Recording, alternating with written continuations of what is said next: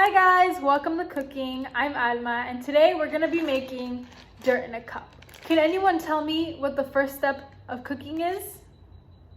That's right. The first step of cooking is washing your hands. So if you haven't already, please go ahead and wash your hands. Pause the video if you need to. All right, so now let's actually get started. In your little box, you're gonna find a baggie that has Oreos and pudding. So we can take that out now. All right, now, it usually comes with two and you just separate them. Our first step is gonna be to open it up. All right, so open the lid, just carefully take it off.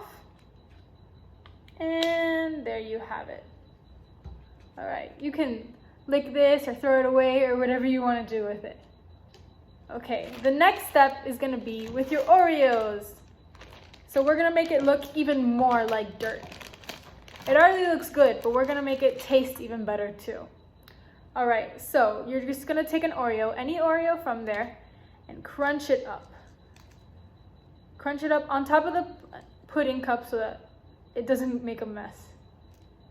And you can just put that in there. There we go. So that it looks like real dirt.